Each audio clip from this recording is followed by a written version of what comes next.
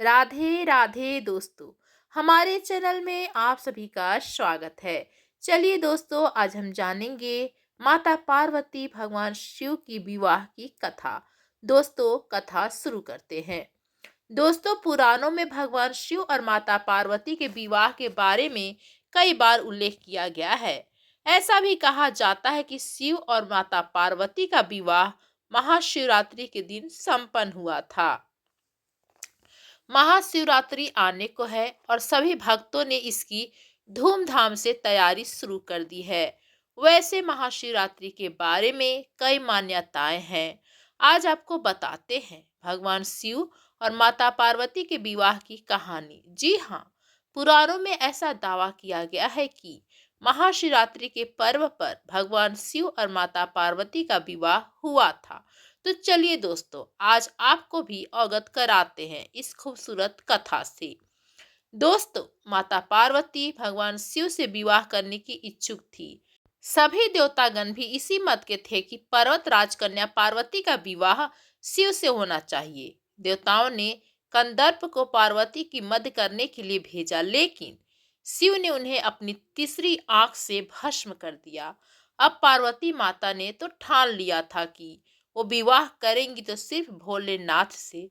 शिव भगवान को अपना वर बनाने के लिए माता पार्वती ने बहुत कठोर तपस्या की थी। उनकी तपस्या के चलते सभी जगह हाहाकार मच गया। बड़े बड़े पर्वतों की नींव डगमगाने लगी। ये देख भोले बाबा ने अपनी आंख खोली और पार्वती माता से आवाहन किया कि वो किसी समृद्ध राजकुमार से शादी करे। शिव भगवान ने इस बात पर भी जोर दिया कि एक तपस्वी के साथ रहना आसान नहीं, लेकिन माता पार्वती तो अडिग थी। उन्होंने साफ कर दिया था कि वो विवाह सिर्फ भगवान शिव से ही करेंगी। अब पार्वती माता की ये जिद देखकर भोलेनाथ पिघल गए और उनसे विवाह करने के लिए राजी हो गए। शिव भगवान को लगा कि माता पार्वती उन्हीं की तरह हठी हैं, इसलिए जोड़ी अच्छी बनेगी। अब शादी की तैयारी जोरों पर शुरू हो गई। लेकिन समस्या ये थी कि भगवान शिव एक तपस्वी थे और उनके परिवार में कोई सदस्य नहीं था। लेकिन मान्यता ये थी कि एक वर को अपने परिवार के साथ जाकर वधु का हाथ मांगना पड़ता है। अब ऐसी परिस्थिति में भगवान शिव ने अपने साथ डाकिनिया, भूत प्रेत और चुड़ैलों को साथ ले जाने का निर्णय किया। तपस्वी होने के चलते शिव भगवान इस बात से अवगत नहीं थे कि विवाह के लिए किस प्रकार से तैयार हुआ जाता है। तो उनके डाकिनिया और चुड़ैलों ने उनको भस्म से सजा दिया और हड्डियों की माला पहना दी। जब यह अनोखी बारात पार्वती माता के दरवाजे पर पहुंची, सभी देवता हैरान रह गए। वही खड़ी महिलाएं भी डर कर भाग गईं। भगवान शिव को इस विचित्र रूप में माता पार्वती की मां स्वीकार नहीं कर पाई और उन्होंने अपनी बेटी का हाथ देने से मना कर दिया।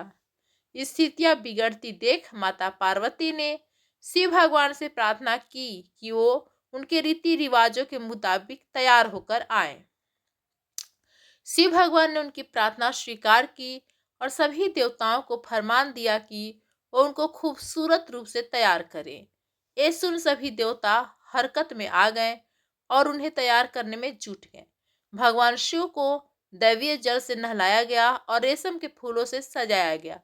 थोड़ी ही देर में भोलेनाथ कंदर्प से भी ज्यादा सुंदर लगने लगे और उनका गोरापन तो चांद की रोशनी को भी मात दे रहा था।